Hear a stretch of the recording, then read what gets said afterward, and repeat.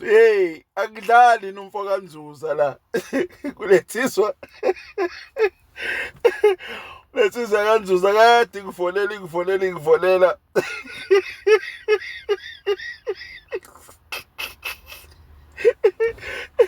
Ingivusa ngilele ithi hey.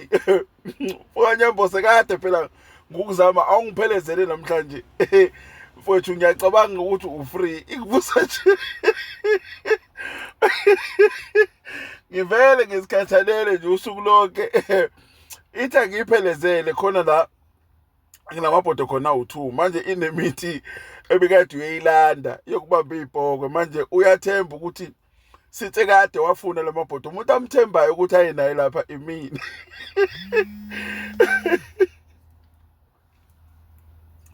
Nami ngoba ke vele namhlanje nje umoya wami uvela uphansi sengithi cha lungile Nzuza ngizovuka sihambe siye lapho.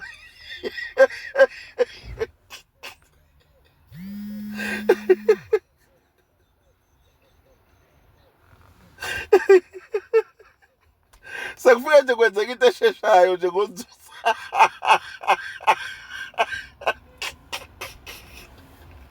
Mana-ke ngokuxoxela indaba. Cha uNzuza ungisusile kuNzuza sahamba naye-ke. Esaya kwenye indawo khona la iduzane. Uyabona ubheka ngako omolweni ngapha inomgede lapho. Unamabhodo amabili.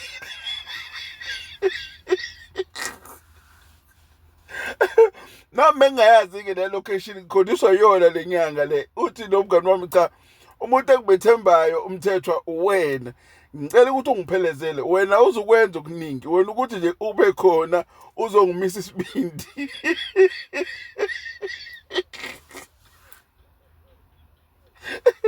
Ngiqede ngolishiya nje iqhawe layikhotha amanxeba.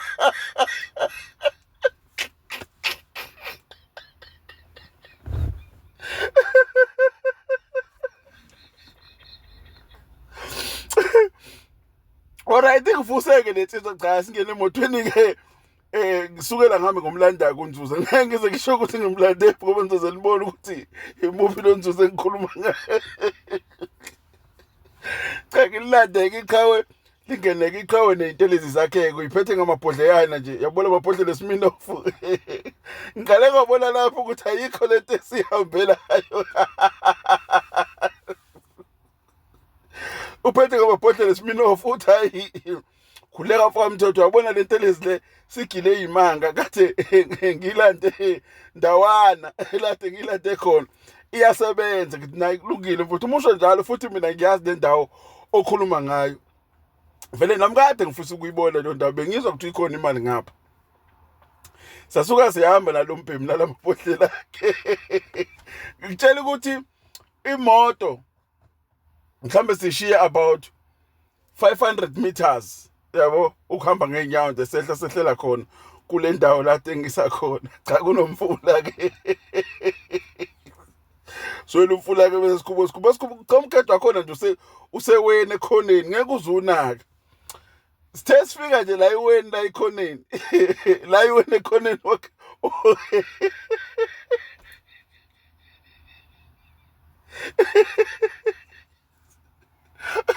Uthe wakhipha nje amabhodlela akhe lesikhomeni sakhe ayiqhuma.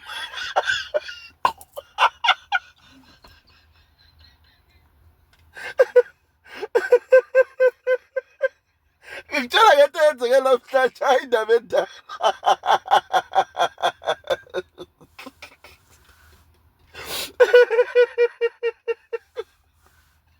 Cha ngesikhathi eqhuma amabhodlela kuvele kuphume nje ikarishi khona la emkhetheni nekhehle lihamba ngamahasha bomakarishi atotomashi lihambe lwadidisa ngesitswebhu.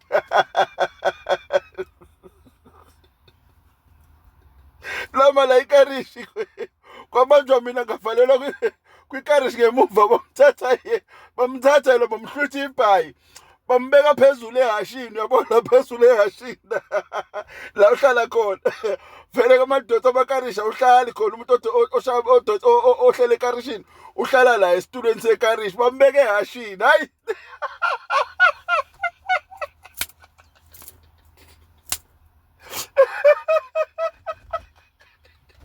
isithwebha sisaqhuma ehashini, sesiqhuma kuyena emhlani.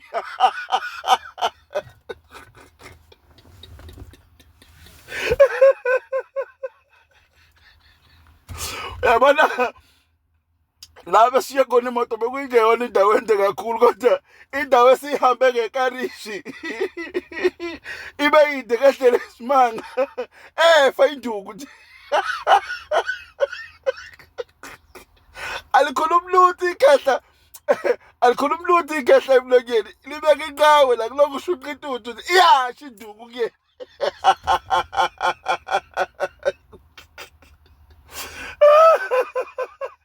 Sema sifika ngasemotweni kwamisha ikarishi, kwathaxazwa mina phansi, kwabanjwa yena wathaxazwa lapha ikarishi lapheke emuva. Uyavuka lapho uyahlaba ngejubane. Akasangene emotweni, ngimlandela sengimlandela ngayo imoto. Iwaphethe yabona elwakhile liyatsisa usuku lami. Hey ayulenzile madoda untsusa usuku lami ayikhona. Idlala ibhoko semali bafowethu ikeke. Ishayiwe la doda. Ngishiya imitwamito emzini wami impela kathabuthi la ikhona.